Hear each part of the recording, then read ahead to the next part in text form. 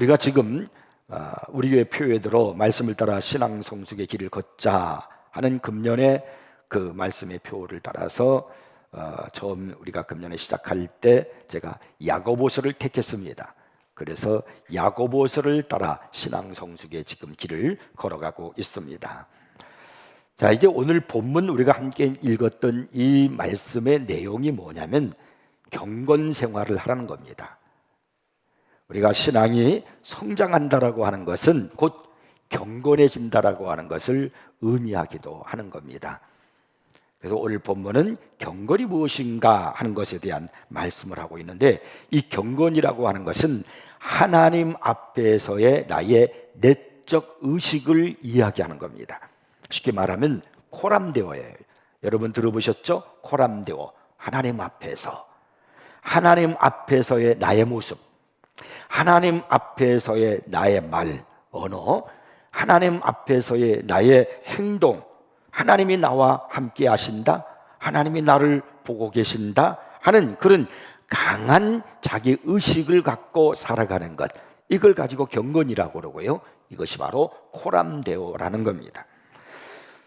우리가 이 경건 생활을 하기 위해서 기억해야 될 것이 바로 뭐냐면 내 안에 있는 재앙의 씨앗을 제거해야 한다는 것입니다.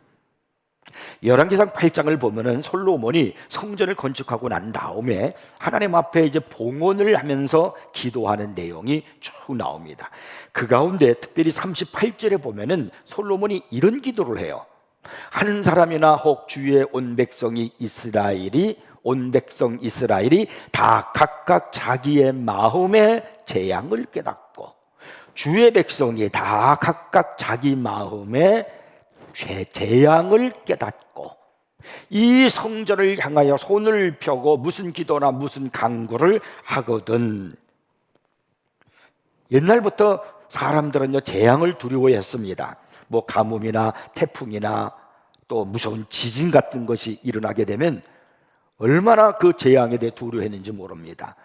오늘날 같이 코로나19 이런 전염병이 또 생기게 되면은 더욱 말할 것 없이 많은 사람들이 죽어가기 때문에 두려움에 빠질 수밖에 없습니다. 그러나 여러분, 이런 것들보다 더 무서운 재앙이 있습니다. 그것이 바로 뭐냐면 우리 마음속에 있는 재앙의 씨앗입니다. 솔로몬은 바로 그걸 이야기하는 거예요. 우리 마음속에 있는 재앙. 그래서 하나님 앞에 다 각각 자기의 마음의 재앙을 깨닫고 이 성전을 향하여 손을 펴고 무슨 기도와 간구를 하거든. 하나님 앞에 재앙의 씨앗이 있을 때 그걸 회개하고 내어놓고 기도하면 하나님 구원을 베풀어 주옵소서, 문제를 해결해 주옵소서라고 지금 이게 솔로몬이 기도를 하는 겁니다. 이 사람의 마음속에 재앙의 씨앗은 사람 전체를 파괴할 수 있습니다. 원자탄이 무섭다고 그럽니다. 그 원자탄은 사람을 가루를 만들어 버릴 수 있을지 모르지만은 사람의 영혼을 죽일 수는 없습니다. 하지만 우리 마음속에 있는 이 재앙의 씨앗은 이미 사람의 영혼 안에 있는 것이기 때문에 그 영혼을 죽일 수 있습니다. 오늘 우리가 읽은 이 본문은 우리의 영혼을 죽일 수 있는 재앙의 씨앗이 무엇인가를 말씀하고 있는 겁니다. 바꾸어 말하면 우리가 경건 생활을 하기 위해서 가야 할 길이 무엇인가, 신앙 성숙한 그 신앙 성숙의 걸음을 걷기 위한 그 신앙의 모습이 무엇인가 하는 것을 오늘 이 본문이 우리에게 말씀해주고 있는 겁니다. 자, 그럼 그것이 무엇일까? 첫째는 분을 품지 말라는 겁니다. 분노의 재앙의 씨앗을 제거하라는 거예요. 자, 그것을 본문에서는 성내지 말라 그렇게 이제 말씀하는데요. 19절 20절 말씀을 읽어보겠습니다. 내 사랑하는 형제들아, 너희가 읽지니 사람마다 듣기는 속히 하고 말하기는 더디하며 성내기도 더디하라. 사람이 성내는 것이 하나님의 의를 이루지 못함이라. 우리가 마음속에 분을 품는다고 하는 것은 재앙의 씨앗을 내 마음에 뿌린다, 그것을 심는다, 그렇게 표현할 수 있습니다. 에베소서 4장 26절 27절을 보니까 분을 내어도 죄를 짓지 말며 해가 지도록 분을 품지 말고 마귀에게 틈을 주지 말라 이렇게 말씀합니다. 사람은 누구나 다 감정을 가지고 있기 때문에 분을 낼 수 있어요. 그러나 분을 품으시면 안 됩니다. 왜냐하면 그것은 내 마음에 재앙의 씨앗을 심는 것이기 때문에 그렇습니다. 여러분, 아담과 하와의 아들 가인을 아실 것입니다. 이 가인은 동생 아벨을 쳐 죽인 인류 최초의 살인자입니다. 그렇다면 여러분이 이 가인이 철두철미하게 악인이었을 것이다 라고 그렇게 생각하십니까? 아담과 하와 그의 부모는 그렇게 생각하지 않았을 것입니다. 그들은 자기 자식들 중에 살인자가 생길 것이라고는 믿지 않았을 것입니다. 사실 가인이 아벨을 죽이기 전까지만 해도 살인이 일어날 것이라는 징후는 조금도 찾아볼 수가 없었습니다. 평소 가인은 동생 아벨을 사랑했을 것입니다. 아벨을 데리고 이리저리 놀러 다녔을 것이고, 어떤 날에는 아벨과 함께 들에 누워서 밤하늘의 별들을 바라보면서 별을 세웠을 것이고요, 또 어떤 날에는 동생 아벨과 함께 서로 이야기를 주고받으면서 담소도 나눴을 것입니다. 그런데 결정적인 것은 이 가인의 마음속에 바로 재앙의 씨앗, 이 분이라는 재앙의 씨앗이 뿌려졌고 그것이 자라서 살인자가 되고 말았다는 겁니다. 가인과 아벨은 하나님 앞에 함께 제사를 드렸습니다. 가인은 땅의 소산을 제물로 삼아서 하나님께 제사를 드렸고, 아벨은 양의 첫 새끼와 그 기름으로 제물을 삼아서 하나님 앞에 제사를 드렸습니다. 그런데 하나님께서는요, 아벨의 제사는 받으셨는데 가인의 제사는 받지 아니하셨습니다. 창세기 5장 5절을 보면 그때 가인의 마음속에 재앙의 씨앗을 품은 것을 기록하고 있습니다. 가인이 몹시 분하여 안색이 변하니 이렇게 말씀하잖아요. 가인이 분을 품었다는 겁니다. 그의 마음속에 재앙의 씨앗이 심겨진 겁니다. 어느 날 가인이 아벨에게 말을 했겠죠. 예, 동상 아벨아, 나와 함께 들러나가자. 그래서 둘이 들러나갔습니다. 그러나 한 사람만 돌아오고 한 사람은 풀숲 아래에 묻혔습니다. 가인이 아벨을 쳐 죽인 것입니다. 성경은 이러한 가인의 행에 대해서 말하기를, 땅이 그 입을 벌려 내 손에서 내 아위의 피를 받았은즉 내가 땅에서 저주를 받으리니, 이렇게 말씀합니다. 저주를 가인이 받았다는 거예요. 이 가인의 저주는 마음속에 있는 분이라는 재앙의 씨앗을 제거하지 않았기 때문에 그것이 살인이라는 행동으로 나타나서 결국은 저주받은 사람이 되고 마는 겁니다. 우리가 경건한 신앙생활을 하기 위해서 꼭 기억해야 될 것이 바로 뭐냐면, 내 마음속에 분이라는 재앙의 씨앗을 심어서는 안 된다는 겁니다. 알렉산더 대왕, 여러분 잘 아실 거예요. 이 알렉산더 대왕은 나는 더 이상 정복할 땅이 없다라고 하면서 탄식을 했던 그런 사람입니다. 그러던 그가 어느 날 분을 참지 못함으로 큰 불행을 겪은 일이 있었습니다. 그에게는 어렸을 때부터 막역하게 자랐던 중마고가 있었습니다. 이 클레토스라고 하는 친구가 있었는데, 이 친구가 알렉산더를 도와서 장군으로서 이 알렉산더와 함께 나라를 정복하는 일을 했습니다. 한 번 이 클레토스가 술에 취해가지고 많은 병자들 앞에서 알렉산더에 대해서 막 그냥 모욕하는 발언을 했습니다. 그 소리를 듣고 있었던 이 알렉산더가 분을 참지 못했어요. 그래서 옆에 있는 병사의 창을 빼앗아 가지고 이 클레토스를 향해서 던졌습니다. 불행하게도 그 창은 자기의 친구 클레토스에게 꽂혀서 거기에서 그가 죽고 말았습니다. 그 후에 이 알렉산더가 얼마나 후회를 했는지 모릅니다. 심지어는 그 후회로 말미암아 자신의 목숨을 끊으려고 하다가 옆에 있는 사람들의 만류로 실패했다라고 하는 그런 일화가 전해져 내려오고 있습니다. 이 알렉산더의 이야기에서 오늘 우리에게 던져주고 있는 교훈이 무엇이겠습니까? 분에 대한 비극이라는 거예요. 아무리 세계를 정복했다 할지라도 마음의 분노의 씨앗을 제거하지 않으니까 어떤 결과가 오는가 하는 것을 우리에게 가르쳐주고 있는 겁니다. 여러분, 하나님의 자녀는 분노를 품고 살아서는 안 됩니다. 약한 감정을 이 마음속에 품고 살아서는 안 되는 거예요. 그리스도인이라고 하는 사람은 어떤 사람을 말합니까? 십자가를 지는 사람을 말합니다. 우리 예수님께서 마태복음 16장 24절에서 뭐라고 말씀하셨습니까? 누구든지 나를 따라오려거든 자기를 부인하고 자기 십자가를 지고 나를 따를 것이니라, 이렇게 말씀하셨습니다. 우리는 십자가를 지고 가는 사람들이에요. 예수님은요, 십자가를 지면서도 한마디 어떤 불평이나 원망 이런 말을 하지 않으셨습니다. 사도 바울은 갈라디아서 6장 14절에서 그리스도로 말미암아 세상이 나를 대하여 십자가에 못 박히고 내가 또한 세상에 대하여 그러하니라 이렇게 말하고 있고요. 고린도서 15장 3절에서는요, 나는 날마다 죽노라 그랬습니다. 이 말이 무슨 말이냐면 자신을 날마다 십자가에 못 박는다, 그런 말입니다. 우리는 어떤 사람들이냐면요, 예수님과 함께 십자가에 못 박은 사람들입니다.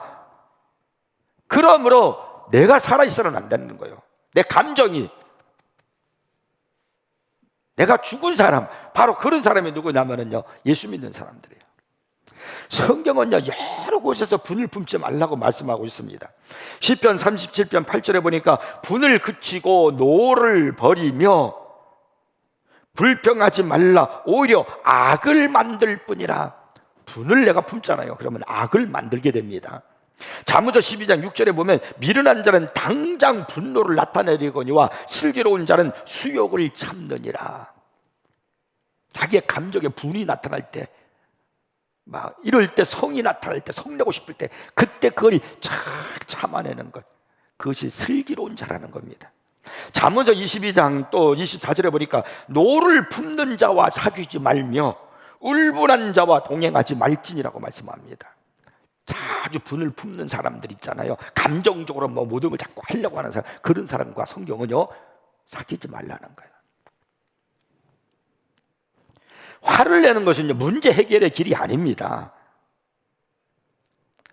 3세기 사막 수도사인 그 아가토는 어떤 말을 했냐면요, 분노하는 자는 비록 죽은 자를 다시 살려낸다 하더라도 하나님이 받지 않으신다 그랬어요. 아무리 신앙생활을 오래 하고 뭐 능력 있고 뭐 성경을 막 그냥 기가 막히게 잘한다 할지라도 분을 내는 사람은 하나님이 받지 않으신다는 거예요. 이 분을 내잖아요. 이것은요, 상황을 자꾸 악화시킬 뿐입니다. 그러므로 여러분, 내 마음속에 분이 일어나려고 할 때 그때 이 모든 것을 하나님께 맡기세요. 분노의 씨앗을 품지 말고 하나님께 토해내서 맡기시기를 바랍니다. 그런 삶을 산 사람이 누구냐면 바로 다윗입니다. 자기를 죽이려고 했던 사울에게 원수 갚을 기회가 2번이나 있었지만요, 자신이 직접 그를 행하지 않고 하나님께 맡겼습니다. 시편을 보면 다윗은요, 대적에게 무고하게 막 고난을 당하고 고통받는 그런 가운데 간구하는 시가 참 많이 나옵니다. 그 중에서 시편 17편 9절을 말씀 보니까 내 앞에서 나를 압제하는 악인들과 나의 목숨을 노리는 원수들에게서 벗어나게 하소서라고 하면서 하나님 앞에 자신에게 그 악인들이 고통을 주는 그 손에서 벗어나게 해달라고 간구하는 모습을 볼 수 있습니다. 근데 이어서 13절에 가니까 그가 이렇게 기도합니다. 여호와여 일어나 그를 대항하여, 그 나를 악하게 만들었죠 원수들, 그를 대항하여 넘어뜨리시고 주의 칼로 악인에게서 나의 영혼을 구원하소서. 지금 무슨 기도를 하고 있는 겁니까? 하나님께 맡기는 거야. 내가 하지 않는 겁니다. 하나님께서 해결해 주시옵소서. 바로 이것이 다윗의 신앙이에요. 이것이 다윗의 경건성입니다. 이 분노라고 하는 것이 얼마나 이게 무서운 줄 알아요? 이거 엄청난 에너지가 폭발되는 게 분노입니다. 뭐 강력한 화력을 가지고 있기 때문에 이 분노는 반드시 어떤 행동을 낳게 되어 있어요. 그래가지고 이제 뭐 분노를 품게 되면은요, 문제가 일어납니다. 가정에서 분노를 품게 되면 가정이 막 깨지는 거예요. 어떤 공동체에서도 분을 품는 일이 벌어지면 공동체가 무너지게 돼 있어요. 은혜롭지를 못합니다. 이 분노가 일어나는 화산 폭발 같은 이 분노가 내 마음속에 일어나잖아요. 분노를 갖게 되면 이런 에너지를, 내 안에 힘을 막, 그 악한 힘이 있단 말이에요. 이것을 그런 나쁜 쪽으로 사용하지 말고 생산적인 힘으로 사용하셔야 됩니다. 가령 예를 들어서 내가 기도를 한다든지 내 마음속에 막 분이 있을 때, 내 마음에 분이 가득할 때 기도했나요? 하나님 앞에 기도를 하면서 그 마음의 분을 기도로 그 힘을 쏟아내는 겁니다. 전도를 한다든지, 내가 성경을 읽는다든지, 아니면 내가 어떤 일을 충성하고 섬긴다든지 이렇게 하는 겁니다. 그래서 내 마음에 있는 분노의 재앙의 씨앗을 품지 말고 그것을 해결해 버려야 됩니다. 이것이 경건한 삶을 사는 거예요. 이 신앙 성숙을 위해서 우리가 반드시 해야 할 일입니다. 자, 그 다음에 두 번째는요, 뭐냐면 말씀을 듣고 행하라는 것입니다. 이건 듣기만 하는 외식의 그 재앙의 씨앗을 품지 말라는 거예요. 듣기만 하는 것은 외식주의 신앙의 그 재앙의 씨앗을 품지 말라는 거예요. 19절에 보니까 듣기는 속히 하고라고 했고 21절에서는 너희 영혼을 능히 구원할 바 마음에 심어진 말씀을 온유함으로 받으라 그랬습니다. 그리고 22절에 내려가서 보니까 너희는 말씀을 행하는 자가 되고 이렇게 말씀합니다. 우리가 경건 생활을 하기 위해서는요, 말씀을 잘 들으셔야 됩니다. 그리고 그 들은 말씀을 그대로 행하셔야 됩니다. 성숙하지 못한 사람일수록 하나님의 말씀을 잘 들으려고 하지 않습니다. 그래서 우리는요, 이 말씀 듣는 이 훈련을 잘 받으셔야 돼요. 내가 하나님의 말씀을 듣는 데 있어서 나를 그 방해하는 그런 어떠한 그 방해꾼들, 그 장애물들, 이걸 다 제거해 버리셔야 됩니다. 말씀 듣는 일에 힘쓰셔야 됩니다. 여기 19절 말씀 보니까 듣기는 속히 하고 말하기는 더디하며 이렇게 말씀하고 있잖아요. 이 말씀의 의미가 뭐겠습니까? 왜 성경은 듣기를 속히 하고 말하기는 더디하라고 했어요? 듣기를 속히 하라는 거예요. 제너라고 하는 철학자는 말하기를 하나님께서는 인간에게 두 개의 귀를 주셨음에 반하여 입은 한 개밖에 주시지 아니하셨다. 그 이유는 듣는 것을 말하는 것에 갑절로 하라는 것이다 라는 그런 말을 했습니다. 근데 우리는 어떻습니까? 듣기보다는 말하기를 더 즐겨하지 않아요? 말이 많으면 우리의 경건에 커다란 방해가 된다는 걸 아셔야 됩니다. 그러므로 여러분 신앙생활을 하기 위해서는 무엇보다도 듣는 것을 잘 하셔야 돼요. 이 듣는 것이 얼마나 중요하면 사무엘 선지자는요, 순종이 제사보다 낫고 듣는 것이 수장의 기름보다 낫다 이렇게 말씀하고 있겠습니까?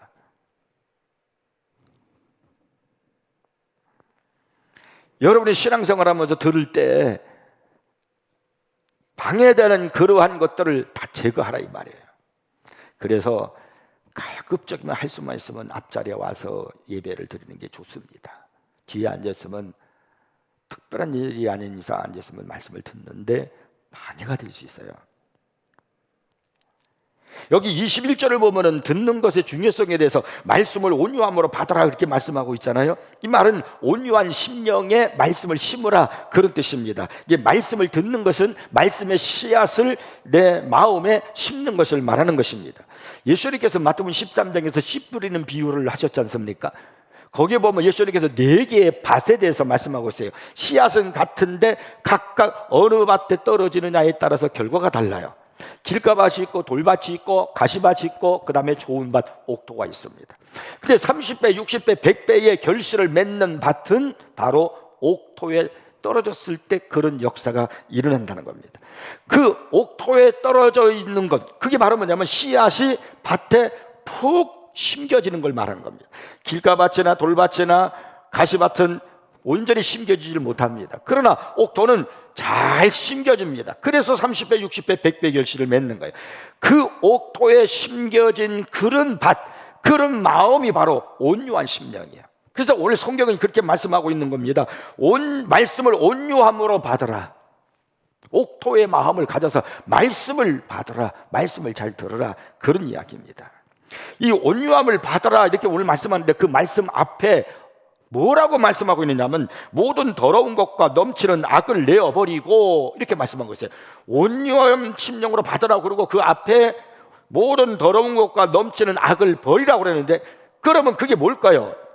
그것이 바로 뭐냐면 잡초, 돌, 가시, 내가 하나님의 말씀을 받는 데 있어서 방해가 되는 모든 것들, 이런 것들을 제거할 때 바로 내 마음이 옥토가 된다 그런 이야기입니다. 우리가 경건한 생활하고 은혜 생활하고 신앙이 성장하기 위해서 무엇보다 중요한 게 뭐냐면 내 마음밭을 온유한 심정으로 만드는 겁니다. 옥토로 만드셔야 돼요. 말씀 듣는 것에 집중하셔야 됩니다. 사도행전 14장에 보면은 이 온유함으로 말씀을 받은 사람에 대한 한 사람 이야기가 나옵니다. 사도 바울이 루스드라고 하는 곳에 가서 이제 복음을 전하게 되는데, 그곳에는 남은서부터 걷지 못하는 사람이 있었습니다. 이제 바울이 그곳에서 말씀을 전하는데 유독 한 사람이 말씀을 집중하며 듣는 겁니다. 이 말씀을 전할 때 보면은 금방 알거든요. 말씀을 들을 때 집중하여 듣는지 아니면 말씀을 듣는 태도가 바르지를 못한지 그 분명히 알 수가 있습니다. 근데 바울이 보니까 말씀을 전하는데 집중하여서 아마도 아멘 하면서 그렇게 받는 것 같죠. 이 사람이 바로 뭐냐면 남은서부터 한 번도 걷지 못한 그런 사람이었습니다. 그래서 이 사도행전 14장 9절 말씀 보니까 그 당시 모습을 이렇게 성경 기록하고 있습니다. 바울이 말하는 것을 듣건을 바울이 주목하여 그랬어요. 여기 듣건을 그냥 건서로 듣는 게 아닙니다. 온유한 심령으로 받는 겁니다. 집중해서 듣는 겁니다. 구원받을 만한 믿음이 그에게 있는 것을 보고, 여기 구원은 예수 믿고 구원이 아니라 그것보다 더 중요한 게 뭐냐면 그가 하나님께로부터 고침받고 기적받을 만한 믿음이, 역사가 나타날 믿음이 그에게 있는 것을 보고, 무엇을 보고 알았냐면 그가 말씀 듣는 그 태도를 보고 아는 거예요. 그래서 이 사도 바울이 마음에 감동을 받아가지고 그를 향해 막 큰 소리로 외칩니다. 10절에 보니까 이렇게 성경에 기록하고 있어요. 큰 소리로 이르되 내 발로 바로 일어서라 하니 그 사람이 일어나 걷는지라. 한 번도 남은서부터 걸어보지 못한 사람이에요. 근데 그가 그 자리에서 벌떡 일어나는 기적이 일어났습니다. 고침을 받았습니다. 어떻게 해요? 그가 말씀을 듣는 그 태도를 보고, 그걸 보고 그 기적이 일어날 것을 바울이 알고 그렇게 한 거예요. 그러니까 이 기적은 말씀을 듣는 데서 나타난 겁니다. 은혜는 내가 말씀을 듣는 자세에서 나타나는 거예요. 여러분의 신앙 성숙은 말씀을 듣는 데서 나타난다는 것을 잊지 마십시오. 말씀을 잘 들으십시오. 말씀 듣는데 집중하시기를 바랍니다. 그것이 여러분의 신앙 성숙의 길이에요. 그래서 말씀을 잘 들을 수 있는 우리 마음의 태도 중에 하나가 뭐냐면 말씀을 들을 때마다 아멘 하는 것이 좋습니다. 그것이 나로 하여금 말씀을 더 집중하여 들을 수 있도록 만들어주는 것이거든요. 그 다음에 성경은 뭐라고 그러냐면 22절을 한번 또 보십시오. 너희는 말씀을 행하는 자가 되고 듣기만 하여 자신을 속이는 자가 되지 말라. 말씀을 행하는 자가 되라는 겁니다. 그러면서 말씀하기를 듣기만 하여 자신을 속이는 자가 되지 말라. 듣기만 하는 것은 자신을 속인다는 겁니다. 이 자신을 속인다는 말이 무슨 말이냐면요, 외식자가 된다 그런 말이에요. 외식주의자, 위선자라는 말이죠.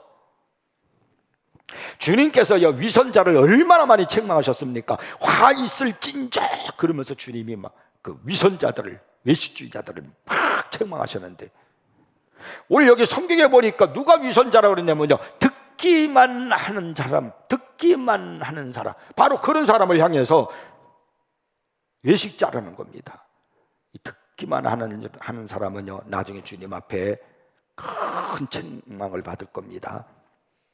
로마서 2장 13절 말씀 보니까 하나님 앞에서는 율법을 듣는 자가 의인이 아니요 오직 율법을 행하는 자라야 의롭다 하심을 얻으리니, 이렇게 말씀합니다. 말씀을 듣는 자가 의인이 아니요 말씀을 듣고 행하는 자라야 의롭다 하심을 받는다는 거예요. 말씀을 듣고 행하지 아니하는 사람은요 모래 위에 집을 짓는 사람 것 같아요. 그래서 이런 사람은요 고난의 때에 인생의 풍랑을 만나게 되면요 철저하게 무너지게 될 겁니다. 요한복음 2장에 보면은 말씀을 듣고 행하는 일이 얼마나 중요한가 하는 것을 우리에게 가르쳐 주기 위해서 기적을 행하신 내용이 나옵니다. 여러분이 잘 아시는 대로 예수님께서 가나 혼인잔치에 초대받아 가셨습니다. 그런데 그 가나 혼인잔치에서 포도주가 떨어졌어요. 그 사실을 알게 된 예수의 어머니가 예수님께 이야기를 했고, 그리고 하인들을 향해서 말합니다. 너희에게 무슨 말씀을 하시든지 그대로 하라. 그러자 예수님께서 그 하인들에게 항아리 물을 채워서 연회장에 갖다 주라고 하셨습니다. 그 하인들이 그 예수님의 말씀대로 항아리 물을 채워서 연회장에 갖다 주었잖아요. 그런데 그 순간 포도주로 변한 거예요. 연회장이 그 포도주를 맛봤는데 어디서 났는지 알지 못했다고 그랬어요. 모르지요. 근데 그 다음에 성경에 뭐라고 기록하고 그랬냐면요, 물떠온 하인들은 알더라 그랬어요. 성경이 기록하기를 물떠온 하인들은 알더라. 이 무슨 말씀입니까? 말씀에 대한 순종 없이는 말씀을 모른다, 그런 말이에요. 말씀에 대한 행함이 없이는 말씀의 뜻을 모른다. 말씀을 듣고 그대로 행하지 않는 사람은 그 말씀이 지니고 있는 신비한 능력을 알 길이 없다, 그런 말입니다. 행함과 순종에서만 말씀됨을 깨닫게 되는 겁니다. 왜 우리가 무기력하게 삽니까? 왜 은혜로운 생활, 풍성한 은혜 생활을 못합니까? 하나님은 여전히 동일하게 지금도 살아서 우리와 함께 하시는데요. 왜 나의 삶의 기적 같은 역사들을 내가 체험하지 못할까요? 그것은요, 말씀만 듣기만 하고 행하지 않기 때문에 그래요. 말씀을 들은 대로 순종하셔야 됩니다. 그래서 말씀을 따라 신앙 성숙의 길을 걸을 때 여러분, 내게 많은 은혜로운 일들이, 역사들이, 능력들을 체험하게 될 겁니다. 듣기만 하고 행함이 없는 외식주의자가 되지 말고요, 순종하여 말씀의 능력을 아는 성도가 되기를 주의 이름으로 축복합니다. 그 다음에 세 번째는 뭐냐면 혀를 다스리라는 거예요. 이게 말은 무슨 말이냐면 말을 다스리지 못하는 재앙의 씨앗을 제거하라, 그런 이야기예요. 자, 26절 한번 읽어보겠습니다. 누구든지 스스로 경건하다 생각하며 자기 혀를 제갈 물리지 아니하고, 자기 혀를 제갈 물리라는 말이 무슨 말이죠?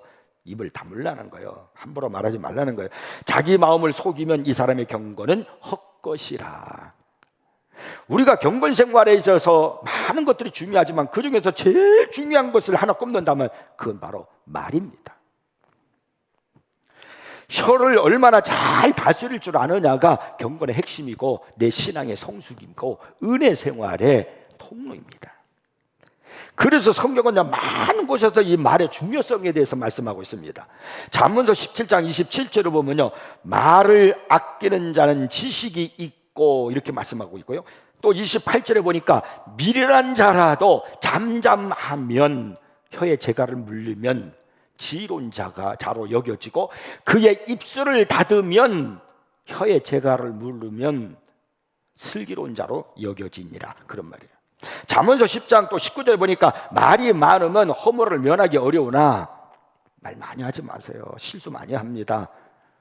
말 자꾸 하면은 허물을 면하기가 어려워요. 그 다음에 뭐라냐면 그 입술을 제어하는 자는, 이 말이 무슨 말이에요? 혀를 제갈 먹이는 거예요. 지혜가 있느니라. 여러분, 특히 뒷담화하지 마십시오.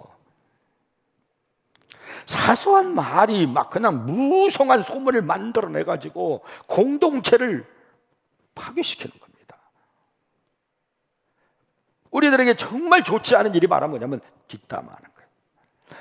제가 아까 처음에 설교할 때 경건이 뭐냐면 하나님 앞에서 코람데오의 이 자의식을 가지고 살아가는 거예요. 내면의 의식을. 하나님 앞에서 내가 말을 하는데 뒷담화할 수 없거든요. 이 뒷담화는요, 성도 간의 관계도 깨트리게 만들어요. 실제로 그런 일을 우리가 성경에 찾아봅니다. 공동체를 무너뜨린 거예요. 이스라엘 백성들이 가데스반에 이르렀을 때에 12명의 정탐꾼을 가나안 땅에 보냅니다. 이제 가나안에 가서 40일간 정탐을 하고 돌아왔을 때 이제 보고를 하는데, 10명의 정탐꾼들이 백성들을 향해서 말을 할 때 그들의 그 말이 바로 혀를 제갈시키지 못하는, 입을 지키지 못하는 그런 불평, 원망의 말을 하는 거예요. 자, 뭐라고 그들이 말을 했는가? 민수기 13장 31절부터 33절까지 나오는데 읽어보겠습니다. 우리는 능히 올라가서 그 백성을 치지 못하리라. 그들은 우리보다 강하니라. 이스라엘 자손 앞에서 그 정탐한 땅을 악평하여 이르되, 악평하는 거예요. 우리가 두루다니며 정탐한 땅은 그 거주민을 삼키는 땅이요, 거기서 본 모든 백성은 신장이 장대한 자들이며 거기서 네피림 후손인 아낙 자손의 거인들을 보았나니 우리는 스스로 보기에도 메뚜기 같으니 그들이 보기에도 그와 같았을 것이니라. 자, 이야기를 들어보면 여러분, 좋은 얘기는 하나도 없어요. 부정적인 얘기예요. 나쁜 얘기예요. 실망시키는 얘기예요. 그러니까 결국 어떤 일이 벌어졌는가? 이스라엘 공동체가 깨지는 거예요. 무너지는 거예요. 민수기 14장 1절부터 3절 한번 읽어보겠습니다. 온 회중이 소리를 높여 부르짖으며 백성이 밤새도록 통곡하였더라. 이스라엘 자손이 다 모세와 아론을 원망하며, 이제 깨지기 시작하는데 어떻게 시작하냐면 지도자와 백성들과의 관계가 깨지기 시작하는 거예요. 이 말이 이렇게 만드는 거예요. 온 회중이 그들에게 이르되 우리가 애굽 땅에서 죽었거나 이 광야에서 죽었으면 좋았을 것을 어찌하여 여호와가 우리를 그 땅으로 인도하여. 이젠 하나님과의 관계가 깨지는 거야. 신앙의 관계가 깨지는 거야. 칼에 쓰러지게 하려 하는가? 우리 처자가 사로잡히니 애굽으로 돌아가는 것이 낫지 아니하냐? 완전 불신앙의 자리로 돌아가고 말아요. 무엇이 말이 그렇게 맞는 거예요? 말이. 결국은 하나님께서 그들의 그 하는 말을 들으시고 백성들의 그 하는 말을 들으시고 하시는 말씀이 너희 말이 내 귀에 들린 대로 내가 너희에게 행하리니 이렇게 말씀하셨어요. 그래서 그들을요 40년 광야 생활을 하게 만드는 거예요. 그 자리에서 그냥 가나안 땅에 들어갈 걸 40년 동안 쓸데없이 광야 생활하면서 갖은 고난을 당하게 만듭니다. 여러분, 어떤 일이 있어도 말 조심하셔야 됩니다.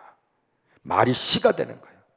말이 때로는 기도가 되고 말이 때로는 저주가 되는 겁니다. 그러므로 함부로 말하는 사람은 성숙한 사람이 아니에요. 경건이 없는 사람입니다. 참 경건은 이 말에서부터 시작되는 겁니다. 여러분, 함부로 말하는 사람을 조심하십시오. 그런 사람과 사귀게 되면요, 그런 사람은 방울뱀을 주머니 속에 넣고 있는 사람과 똑같아요. 좀 유식한 말로 말하면 낭중지추야. 주머니 속에 송곳을 넣고 다녀봐요. 항상 콱콱 찌르지. 언제 나에게 그가 화를 끼칠지 몰라요. 언제 내가 그 사람의 말에 물릴지 모르는 거예요. 왜 하나님께서 우리들의 혀를 부드럽게 만드셨다고 생각하십니까? 그거는요, 말을 부드럽게 하라는 겁니다. 잠언서 15장 1절 말씀 보니까 유순한 대답은 부드러운 말은 분노를 시게 하여도 과격한 말은 노를 격동하느니라. 그리고 4절에 가서 보니까 온순한 혀는, 부드러운 말은 곧 생명나무지만, 말을 참 이렇게 은혜롭게 하면요 생명나무가 되는 거예요. 그런데요, 패역한 혀는 함부로 말을 할 때 마음을 상하게 하나 상처를 주는 거예요. 어떤 사람 말할 때마다 상처 주게 말하는 사람이 있어요. 우린 그런 사람이 돼서는 안 돼요. 이 경건이 아니에요. 신앙 성숙이 아닙니다. 예수 믿는 사람은 누구보다도 말을 많이 해야 하는 그런 상황이 있을 수 있어요. 그럴 때 여러분, 말을 할 수 있으면 제가를 먹이고 그리고 유순한 말을 하십시오. 생명나무가 되십시오. 파괴시키는 자가 되어서는 안 돼요. 에베소서 4장 29절, 여러분이 잘 아시는 말씀이에요. 수없이 들은 말씀입니다. 무릇 더러운 말은 너희 입 밖에도 내지 말라. 오직 덕을 세우는데 소용되는 대로 선한 말을 하여 듣는 자들에게 은혜를 끼치게 하라 그랬어요. 듣는 자들에게. 그리고 이어서 31절에 가보면요, 너희는 모든 악독과 노함과 분냄과 떠드는 것과 비방하는 것을 모든 악의와 함께 버리고 라고 그랬습니다. 여기 보니까 노하는 것, 떠드는 것, 비방하는 것, 이걸 뭐라고 하냐면 악이라고 그랬어요. 이걸 버리라는 거예요. 그게 바로 뭐냐면 재앙의 씨앗이거든요. 자, 오늘 본문 27절에 내려가 보니까 이렇게 말씀합니다. 하나님 아버지 앞에서 정결하고 더러움이 없는 경건은, 그러면서 자기를 지켜 세속에 물들지 아니하는 그것이니라. 자기 자신을 잘 지키는 것이 경건이라는 겁니다. 여기 지킨다는 이 말에 사도 바울은 고린도서 9장 27절에서 이렇게 표현하고 있어요. 내가 내 몸을 쳐 복종하게 하는 것이라. 이것이 자기를 지키는 거예요. 그럼 내가 내 몸을 쳐서 복종하게 한다는 이 말을 헬라어를 보면은, 원어를 보니까 둘라고고라는 그런 말인데 노예를 길들인다는 그런 뜻을 지니고 있습니다. 그러므로 이 말씀은 나를 길들이는 거예요. 나를 지킨다는 것은 나를 길들이는 거예요. 세상으로부터 내가 물들지 않도록 나를 지키는 거예요. 나를 길들이는 거예요. 내 입을 지키는 거예요. 길들이는 거예요. 좋은 말, 은혜로운 말, 선한 말을 하도록 나를 길들이는 거예요.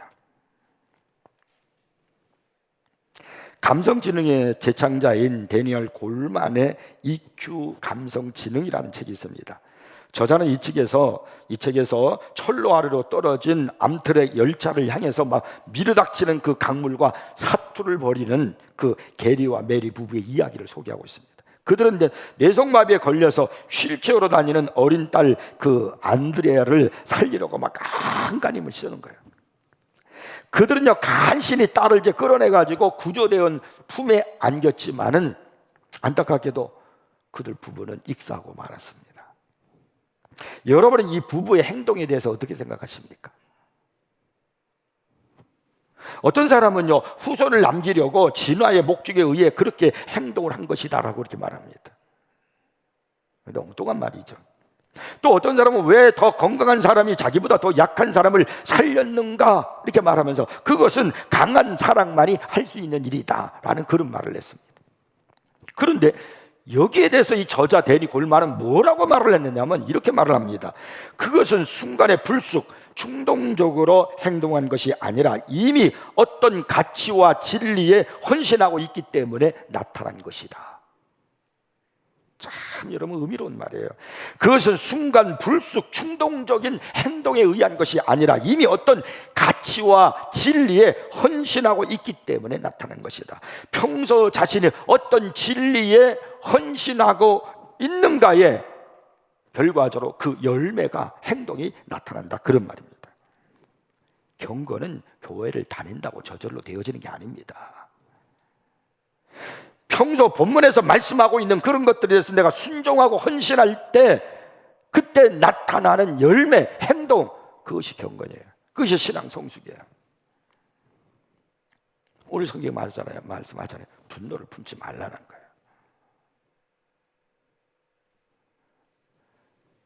듣기만 하고 행하지 아니하는 그런 잘못된 신앙 갖지 말라는 겁니다. 그리고 세속에 물들지 않도록 자기를 지키라는 거예요. 자기를 잘